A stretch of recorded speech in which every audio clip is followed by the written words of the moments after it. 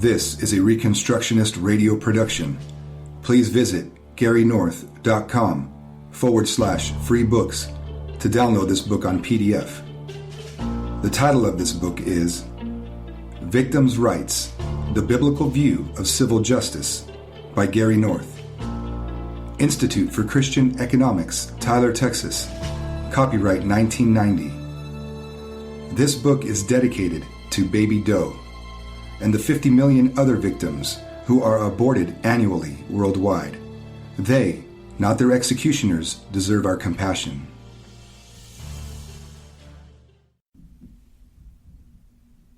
Chapter 3. Kidnapping.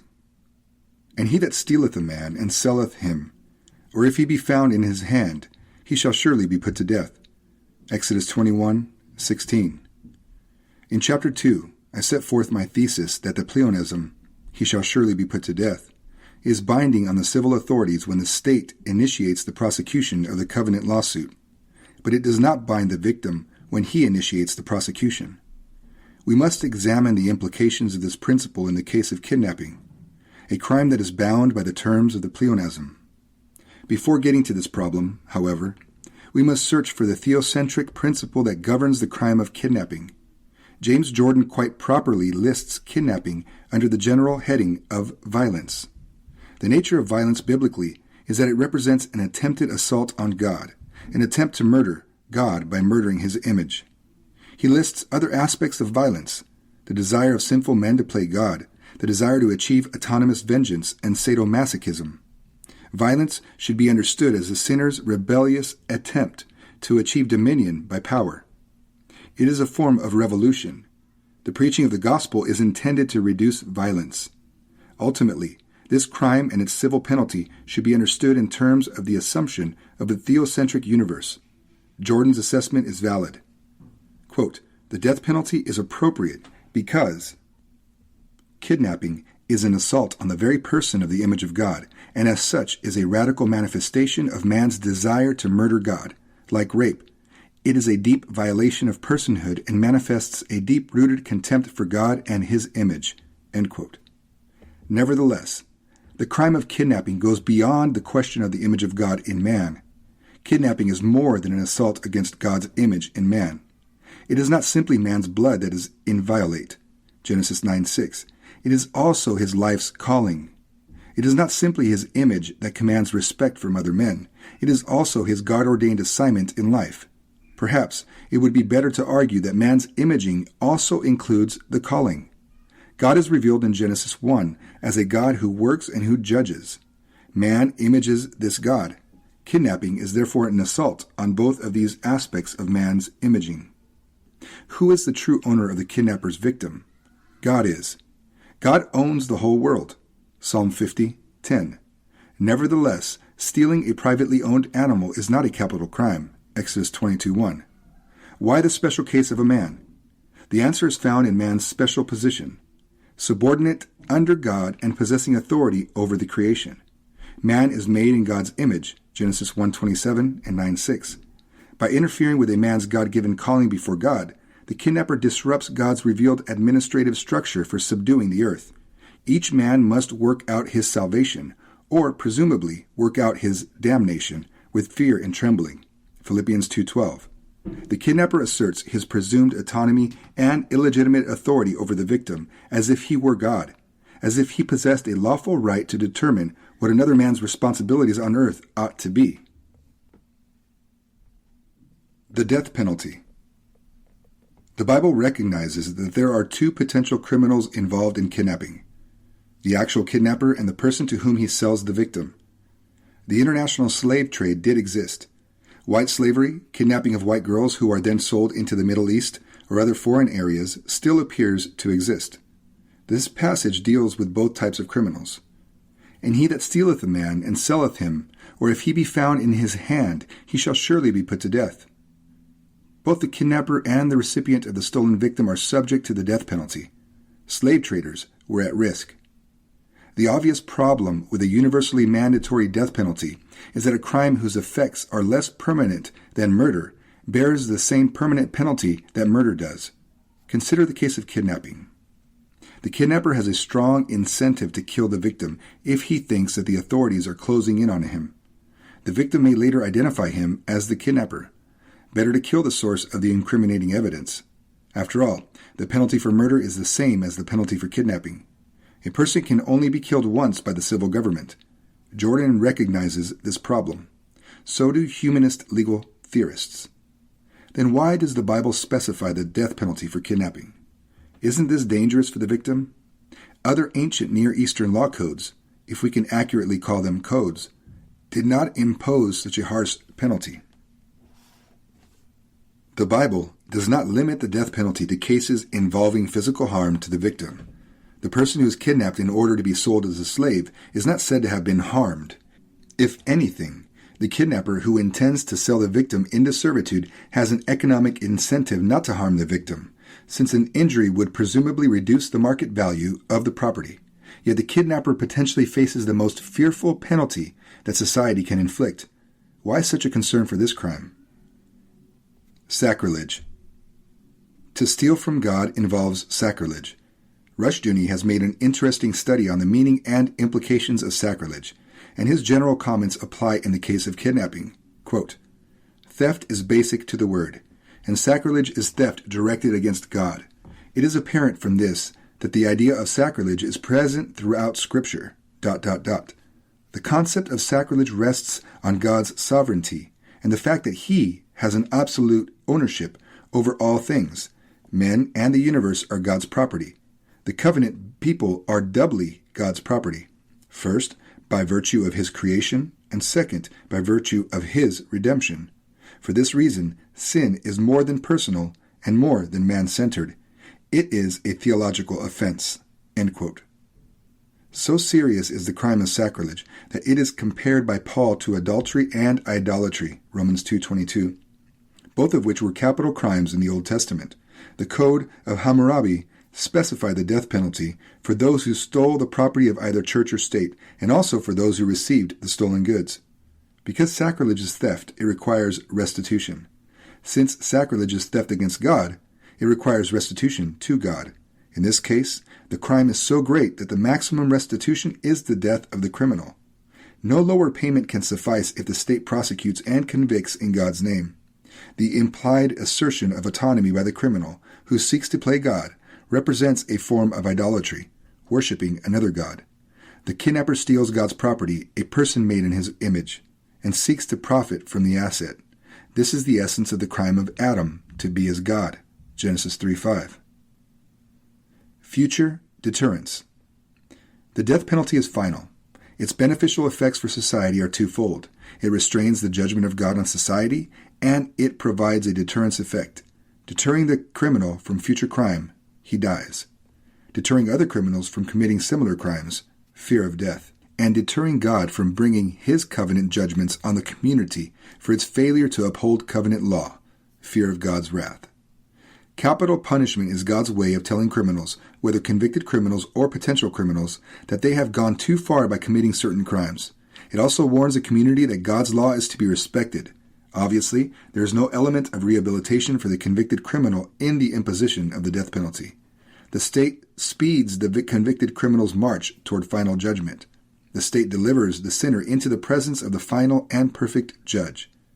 If we interpret the presence of the pleonasm as making the death penalty mandatory, irrespective of the wishes of the victim, then we create a problem for the victim. A mandatory death penalty may actually increase the risk to the victim once the criminal act has taken place. First, the victim may have seen the criminal. His positive identification of the kidnapper and his testimony against him can convict him. Second, should the criminal begin to suspect that he is about to be caught by the authorities, he may choose to kill the victim and dispose of the body. By disposing of the evidence of the crime, the victim loses his life, while the criminal reduces his risk of being detected. This is a good reason to suppose that the death penalty for kidnapping is a maximum allowable penalty, one which a victim can impose but need not impose on a convicted kidnapper. What if the kidnapper has stolen more than one adult person? What if one adult victim asks the court to impose a death penalty but the other victim asks for leniency? Or, if the kidnapper has stolen more than one minor, what if the parent or legal guardian of one asks for the death penalty, but the parent or legal guardian of the other recommends leniency? The victim who demands execution is sovereign. The extension of mercy is not mandatory. The pleonasm of execution is attached to this law. The presence of the pleonasm indicates that capital punishment is the normal sanction. Anything less than execution is abnormal, a unique sign of leniency by the victim. The victim who specifies execution is adhering to God's written law. He is upholding the sanctity of the sanction against sacrilege. His decision is final. Can the state prosecute if the victim declines? Only if the state is itself a victim. It seems reasonable to allow the state to recover the costs of searching for the victim. The kidnapper has stolen from the state by his criminal act. If the state successfully prosecutes a kidnapper, judges can impose a double restitution penalty payment for the costs incurred. But the judges cannot lawfully impose the capital sanction. They must uphold the principle of victims' rights. Confession before conviction. There is the possibility that in other circumstances the threat of the death penalty may reduce the risk to the victim. A criminal in the Bible is allowed to go to the authorities before he has been caught and make a 20% restitution payment plus the capital value of the stolen property or unpaid vow. Leviticus 6:1-7. The kidnapped victim in the Old Testament presumably would have been sold as a servant. The market price of this sort of servant could have been calculated in the Old Testament. The judges could also have used the Bible's fixed price system for a servant killed by a goring ox, 30 shekels of silver, Exodus 21:32. Or perhaps the prices listed for human vows to the temple could have been used by the judges, Leviticus 27:3-7. The Bible always offers opportunities for repentance. By allowing the kidnapper to escape the threat of the death penalty by surrendering to the authorities, biblical law reduces the threat to the kidnapped victims in those cases where a kidnapper repents before he is arrested. Ransom. But what about the modern form of kidnapping, where the kidnapper demands a ransom? The same principle operates. The repenting, but as yet unarrested kidnapper offers to the victim the value of the ransom demanded, plus 1/5. In most cases, this would mean a lifetime of servitude to repay the debt. Servitude for the kidnapper is better for the victim and society than what the modern criminal justice system imposes. The modern criminal justice system would probably impose a life sentence in jail for the criminal, at the expense of taxpayers, with parole possible, likely in a few years. The kidnapped victim gets nothing. There was a motion picture in 1956 called Ransom. The hero of the film is a rich businessman. His son is kidnapped, and the kidnappers demand a huge ransom. The police tell him that kidnapped victims wind up dead about half the time, whether a ransom is paid or not. The father decides not to pay. He goes to his bank and gets the money demanded by the kidnappers. He then calls in the local television station, which broadcasts his announcement. In front of him on a desk is the money, in cash. He says to all those listening that if his son is murdered, he intends to pay every cent of the money to anyone who will tell him the name of the person who kidnapped his son. He offers to pay the accomplices to the crime. He reminds the kidnapper of the risk of relying on the reliability of his accomplices. He then points to the money and declares to the kidnapper, quote, "This is as close to this money as you will ever get," end quote. When he returns home, his neighbors are outraged. They throw rocks through his window. He had not shown filial piety. He deserves to be an outcast, but at the end of the movie, his son is returned to him. The kidnapper was fearful of being turned in for the reward. What the movie's hero did was to place a greater priority on bringing the criminal to justice than he placed on public acceptance of his act. The statistical risk to his son, he had been told, was the same, whether he paid the ransom or not. By using the ransom money in a unique way, as a reward that would increase the likelihood of someone's becoming an informant, the father increased the odds in favor of his son's survival. The majority of crimes were probably solved as a result of informants. He relied on the threat of punishment more than he did on the goodwill of the criminal in honoring the terms of the transaction, his son's life for a cash payment. He turned to the law for protection, not to the criminal's sense of honor. In 1973, the grandson of J. Paul Getty, one of the world's richest men, was kidnapped in Italy. The kidnapping received worldwide attention. The kidnappers demanded over $1 million as the ransom. Getty publicly refused to pay. He said that if he did, this would place his 14 other grandchildren in jeopardy. By not paying, he said he was telling all other potential kidnappers that it was useless to kidnap any of his relatives. The kidnappers cut off the youth's ear and sent it to his mother. Still, the grandfather refused. Privately, he lent $850,000 to the boy's father to pay the ransom, at 4%, of course. Getty never missed an opportunity for profit. The gamble paid off. The kidnappers released him. No other Getty relatives became victims. Equal penalties or equal results. The Bible does not forbid the victim's family to pay a ransom, but the threat of the death penalty makes the risk of conviction so great that few potential kidnappers would take the risk. Equal penalties or equal results. The Bible does not forbid the victim's family to pay a ransom, but the threat of the death penalty makes the risk of conviction so great that few potential kidnappers would take the risk, except for a very high return. The average citizen, therefore, receives additional but indirect protection because of this biblical law. The penalty to the convicted kidnapper is so high that the money which the middle-class victim's relatives could raise to pay the ransom probably would not compensate most potential kidnappers for the tremendous risk involved. Presumably, kidnappers will avoid kidnapping poorer people. In effect, the threat of the death penalty increases the likelihood that members of very rich families or senior employees of very rich corporations will be primary victims of kidnappers. Also, in cases of politically motivated kidnappings, the famous or politically powerful could become the victims. They seem to be discriminated against economically by biblical law. High penalties make it more profitable for kidnappers to single their families out for attack. On the other hand, these people possess greater economic resources, making it more likely that they can more easily afford to protect themselves and their relatives. From the point of view of economic analysis, the stiff penalty for kidnapping protects the society at large, though not always the actual victim of the crime, and it protects the average citizen more than it protects the rich. The law applies to all kidnappers equally. It has varying effects on different people and groups within the society. Because the Bible requires equality before the law, it produces different results. To equalize the results, equal risk for rich families and poor families, the Bible would have to impose the death penalty only for kidnappers of rich people. This, as we have seen, is what Hammurabi's code did. It imposed the death penalty only to those who kidnapped the sons of aristocrats. The economic payoff would have to be made lower in the case of a kidnapper who steals a poor person. Therefore, in order to put poor families at risk as high as that borne by rich families, the law would have to discriminate between kidnappers of the poor and kidnappers of the rich. But the kidnapper sins primarily against God, so the death penalty can be specified by the victim in both cases. God is not a respecter of persons, meaning those convicted of a capital crime. The question is not the economic status of the victims, but the nature of the crime, sacrilege, and the sanctions specified by the victims' rights. Thus, a consistent application of this law in every case of kidnapping increases the risk of being kidnapped for the rich. Equality. This brings up a very important question relating to the word equality. When men demand equality, what do they really want?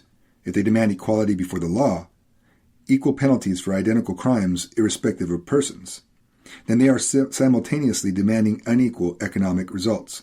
This is not true only in the case of the variation of risk for different economic groups when a society demands the death penalty for all kidnappers. This is true of the economy in general. When men demand equal economic results, they are simultaneously demanding inequality before the law. Hayek's analysis is correct. Quote, "From the fact that people are very different, it follows that, if we treat them equally, the result must be inequality in their actual position, and that the only way to place them in an equal position would be to treat them differently. Equality before the law and material equality are therefore not only different, but are in conflict with each other, and we can achieve either the one or the other, but not both at the same time. The equality before the law, which freedom requires, leads to material inequality. Our argument will be that, though where the state must use coercion for other reasons, it should treat all people alike. The desire of making people more alike in their condition cannot be accepted in a free society as a justification for further and discriminatory coercion." End quote. Biblical law is clear. Equality before the civil law is the God-sanctioned concept of equality. Equality of results does not apply to the sanctions that God imposes after a person dies, either positive sanctions or negative sanctions. The principle of positive sanctions is specified in 1 Corinthians 3:11-15. For other foundation can no man lay than that is laid, which is Jesus Christ. Now if any man build upon this foundation gold, silver, precious stones, wood, hay, stubble, every man's work shall be made manifest, for the day shall declare it, because it shall be revealed by fire, and the fire shall try every man's work of what sort it is. If any man's work abide, which he hath built thereupon, he shall receive a reward. If any man's work shall be burned, he shall suffer loss, but he himself shall be saved, yet so as by fire. The principle of negative sanctions is specified in Luke 12:47-48. And that servant which knew his Lord's will, and prepared not himself, neither did according to his will, shall be beaten with many stripes. But he that knew not, and did commit things worthy of stripes, shall be beaten with few stripes. For unto whomsoever much is given, of him shall be much required. And to whom men have committed much, of him they will ask the more. Time perspective. The establishment of the death penalty is necessary to increase risk to the potential kidnapper, risk that is proportional to the magnitude of his proposed crime. By calculating in advance the permanent nature of the penalty, death, the criminal is forced to come to grips with the future. The criminal presumably is present-oriented. Certainly, he ignores the eternal consequences of his acts. He generally lives for the moment. His long-term fate is total destruction on the day of judgment. He discounts this, refusing to act in terms of this knowledge. That day seems too far away chronologically, and God is not visible. Perhaps God is not going to enforce the promised penalty. Maybe God doesn't even exist, the criminal thinks to himself. Therefore, God sets the civil government's penalty so high that even a present-oriented criminal will feel the restraining pressure of extreme risk, even if his psychological rate of discount is very high. The severity of the earthly punishment testifies to the severity of the eternal punishment. It serves as an earnest or down payment on eternity. The Bible teaches us that history is linear. History has a beginning and an end. The Bible also teaches us that our thoughts, as well as our deeds, have consequences in history and also in eternity beyond the grave. Matthew 5:28. It tells men to redeem, buy back their time. Ephesians 5:16. To work while there is still light. John 9:4. If God-fearing people must be educated and motivated for them to believe such doctrines, then we have to come to grips with the reality of a world in which members of a criminal class reject all these doctrines. More than this, members of a professional criminal class self-consciously live in terms of a rival set of attitudes toward time, personal responsibility, and the consequences of human action. The possibility of the death penalty for kidnapping forces the potential kidnapper to count the cost of his transgression. Remember, a person's perception of total cost, including risk, is affected directly by his perception of time. If men discount the future greatly, as Esau did with respect to his birthright, then they will accept low cash bids for future income.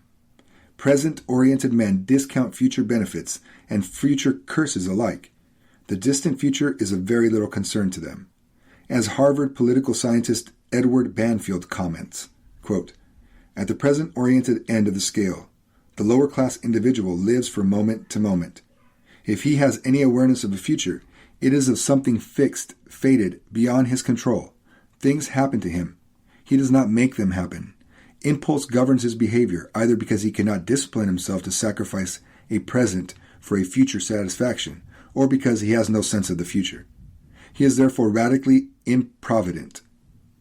Whatever he cannot use immediately he considers valueless. His bodily needs, especially for sex, and his taste for action take precedence over everything else, and certainly over any work routine." End quote. A law order must recognize present-oriented people for what they are.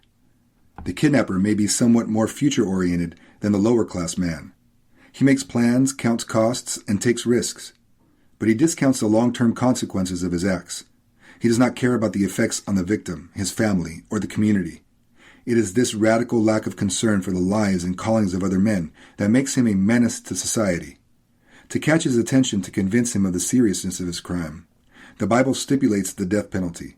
Richard Posner, an economist and also a judge for the U.S. Court of Appeals, acknowledges the validity of relationship between a criminal's time perspective and the need for capital punishment, but only in a footnote. Quote, "Notice that if criminals' discount rates are very high, capital punishment may be an inescapable method of punishing very serious crimes." End quote. The total discontinuity involved in the execution of the kidnapper favors continuity in the lives of the innocent. It is the innocent people of society who deserve continuity, not the kidnappers. The decision to prosecute or to specify a penalty other than death is in the hands of the victims or his survivors. The victim is allowed by biblical law to bargain with the kidnapper in order to obtain his freedom. The kidnapper would have no way to get even with the victim, who subsequently changed his mind and called for the death penalty. Kidnapping and the slave trade. The abolition of slavery has made kidnapping less profitable financially. Before slavery was abolished by law, the slave market offered a profit to kidnappers because they could capitalize the entire working lifetime of the victim. There were numerous buyers who were willing to bid against each other for the lifetime output of kidnapped victims. Today, only families, major corporations, and civil governments are willing and able to buy back a victim, and very often not primarily because of the victim's earning power. The slave trade existed for many centuries because of the ready market for its victims. The purchase of slaves by slave buyers created the market price of the slaves, from ancient Greece until the not-so-ancient 1960s. As recently as 1960, in the words of Britain's Lord Shackleton, African Muslims on pilgrimages sold slaves on arrival, using them as living travelers' checks. Slavery was officially outlawed in Saudi Arabia in 1962 and by Oman in 1970. Nevertheless, though African slavery declined sharply in the 1960s, slave trading continued to flourish in Mauritania, Mali, Niger, and Chad, along the drought-stricken southern fringe of the Sahara. As recently as 1981, the United Nations Human Rights Commission reported that there were 100,000 slaves in Mauritania. Other estimates place the total number of slaves as 250,000 among the nomadic tribes of the drought-ridden Sahel in North Africa. The slave owners are Moors, Islamic, while the slaves are blacks from Senegal. There are no open slave markets because the trade is officially illegal. The biggest part of the trade is in children. They belong to the owners of the mothers. A steady economic demand for slaves created the demand for new victims. The slave traders, so hated and despised in the 18th and 19th centuries by respectable English-speaking society, including most slave owners, and equally despised by slave-owning writers in the ancient world, were, from a strictly economic point of view, nothing less than the paid agents of the buyers. They were performing specialized work as purchasing agents for slave buyers. The Arab and native African kidnappers were, to that extent, merely the specialized collection agents of the slave buyers. They were economic middlemen, entrepreneurs. The entrepreneur necessarily serves the wants of consumers. In every free market transaction, the potential consumers of any economic good or service are competing with other consumers for control over all scarce economic resources. They compete, directly and indirectly, for the final output of the economy. The outcome of this competition establishes prices, quality standards, and costs related directly to the production of all economic goods.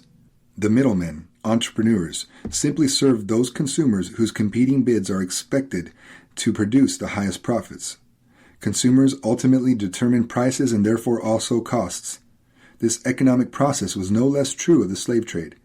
It is one of the peculiar aspects of the peculiar institution of American Negro slavery that the final consumers refuse to recognize their own personal responsibility as economic actors and political voters for the operations of the entire slave delivery system. What we should recognize here is a relationship between the abolition of compulsory slavery and the reduction of involuntary servitude for citizens in general. By making illegal the market for imported slaves, Western nations reduced the demand for imported slaves in the early 1800s. This, in turn, reduced the risk of being kidnapped for the average African. A policy of state-enforced coercion against slave buying reduced the profit-seeking, private coercive activity of kidnapping Africans thousands of miles away. This policy worked only because, 1. The British Navy enforced its regulations against the slave traders. 2. A majority of citizens in the recipient nations were steadily educated to reject the idea of the legitimacy of involuntary servitude. And 3.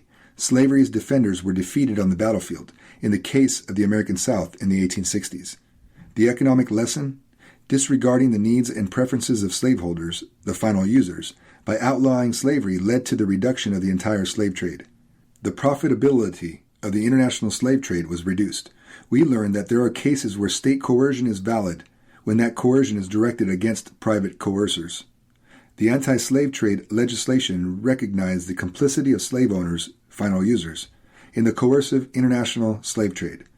The market for slaves was not a free market, for the supply side of the equation was based on coercion. Monopoly, returns, and reduced crime. There is a curious myth that laws against evil acts do not reduce the total number of these acts that criminals commit. Some critics even go so far as to argue that the very presence of the law subsidizes evil in the case of laws against the sale of illegal drugs or laws against prostitution. Somehow, passing a law makes the prohibited market more profitable, and therefore the law leads to greater output of the prohibited substances or services. This is a very odd argument when it comes from people who defend the efficiency and productivity of laissez-faire economics. A fundamental principle of economics is this: the division of labor is limited by the extent of the market. This was articulated by Adam Smith in Chapter 3 of Wealth of Nations, 1776. Another basic principle is this one: the greater the division of labor, the greater the output per unit of resource input. In short, the greater the efficiency of the market. When the market increases in size, it makes possible an increase in cost-effective production. Advertising and mass production techniques lower the cost of production and therefore increase the total quantity of goods and services demanded. This is well understood by all economists. Nevertheless, there are some people who still believe that laws against so-called victimless crimes, sins that they do not regard as major transgressions, I suspect, actually increase the profitability of crime. On the contrary, such laws increase the risk of the prohibited activities, both to sellers and consumers. Prices rise, the market shrinks, per unit costs rise, efficiency drops. What such laws do is create monopoly returns for a few criminals. But the critics of such laws conveniently forget that monopoly returns are always the product of reduced output. This, in fact, is the conventional definition of a monopoly. Thus, civil laws do reduce the extent of the specified criminal behavior. They confine such behavior to certain criminal subclasses within the society. Biblically speaking, such laws place boundaries around such behavior.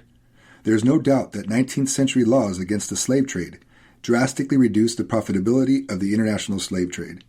These laws increased the risks for slavers, reduced their profits, and narrowed their markets. The result was a drop in output, slavery, per unit of resource input. Household evangelism. Apart from the one exception provided by the Jubilee Law, the Old Testament recognized the legitimacy of involuntary slavery of foreigners only when the slaves were female captives taken after a battle. Deuteronomy 20, 10-11, and 14. To fight a war for the purpose of taking slaves would have been illegitimate, for this was and is the foreign policy of empires.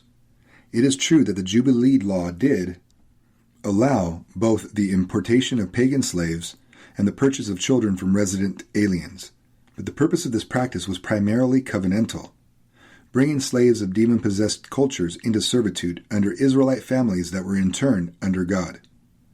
Once the New Testament gospel became an international phenomenon that spread outward from local churches rather than from a central sanctuary in Jerusalem, there was no longer any need to bring potential converts into the land through purchase. Jesus completely fulfilled the terms of the Jubilee Law, including the kingdom-oriented goals of the imported slave law. He transferred the kingdom from the land of Israel to the Church International. Therefore say I unto you, the kingdom of God shall be taken from you and given to a nation bringing forth the fruits thereof. Matthew 21:43. He abolished the Jubilee's land tenure laws, as well as the slave-holding laws associated with the land of Israel as the exclusive place of temple sacrifice and worship. Adoption. Nevertheless, in principle, there remains a modern Christian practice that resembles the Old Testament Jubilee slave law. It is the practice of adoption. Christians pay lawyers to arrange for the adoption of infants whose pagan parents do not want them. This is true household adoption, rather than permanent slavery. But biblical law requires children to support parents in their old age, so the arrangement is not purely altruistic. The practice of adoption is governed by civil law in order to reduce the creation of a market for profit, therefore discouraging the kidnapping of infants. But the economics of modern adoption is similar to the Old Testament practice of buying children from resident aliens. Adoption is a very good practice. Children are bought out of slavery inside covenant-breaking households. Rushdoony refers to kidnapping as stealing freedom. He comments, quote, "The purpose of man's existence is that man should exercise dominion over the earth in terms of God's calling. This duty involves the restoration of a broken order by means of restitution. To kidnap a man and enslave him is to rob him of his freedom. A believer is not to be a slave, 1 Corinthians 7:23, Galatians 5:1. Some men are slaves by nature. Slavery was voluntary, and a dissatisfied slave could leave, and he could not be compelled to return. And other men were forbidden to deliver him to his master, Deuteronomy 23:15 and 16. The purpose of freedom is that man exercise dominion and subdue the earth under God. A man who abuses his freedom to steal can be sold into slavery in order to work out his restitution, Exodus 22:3. If he cannot use his freedom for its true purpose, godly dominion, reconstruction, and restoration, he must then work towards restitution in his bondage." End quote. Conclusion. Kidnapping is a crime against God, man, and the social order. It steals men's freedom. It asserts the autonomy of the kidnapper over the victim. It substitutes the kidnapper's profit for the calling God gives to each man. It attacks God through his image, man. The kidnapper is therefore subject to the death penalty, at the discretion of his victim. The potential imposition of the death penalty produces unequal risks for different economic classes. The rich are more likely to be victims in a non-slave society, where the quest for a ransom payment is the primary motivation for the kidnapper. Equality before the law is the fundamental principle of biblical law enforcement. Inequality of economic results is therefore inescapable. By imposing a single penalty, death, the law increases the percentage of rich kidnapped victims. The legislated abolition of slavery reduces the market demand for stolen men, thereby reducing the profit accruing to kidnappers and increasing the safety from kidnapping for the average citizen. To be effective, however, the majority of potential slave owners must agree with the abolition or else be fearful of violating the law. A profit-seeking black market in slaves would thwart the economic effects of this law, namely, reduced demand for slaves. The high penalty imposed on both kidnapper and buyer, if coupled with the moral education of potential buyers of slaves, the final users, reduces the size and therefore the efficiency of the slave market. Remember Adam Smith's observation: the division of labor is limited by the extent of the market. Finally, the death penalty overcomes the short-run, present-oriented time perspective of the potential kidnappers. The magnitude of the punishment calls attention to the magnitude of the crime. A death penalty forces the criminal to contemplate the possible results of his actions.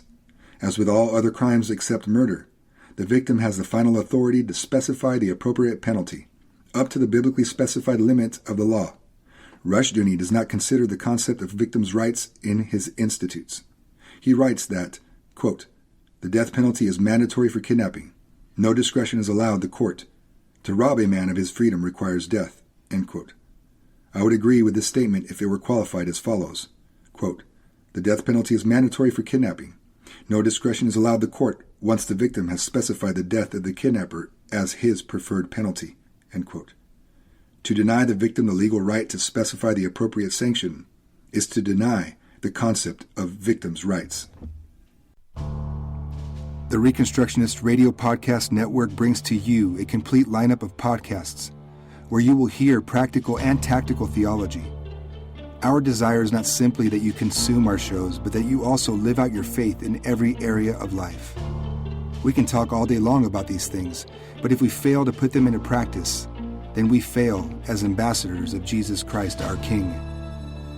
Subscribe now to your favorite Reconstructionist Radio Podcast Network shows, or you can subscribe to the Reconstructionist Radio Master Feed, where all of the content we produce, including the audiobooks and audio articles, will pop up as soon as they are available.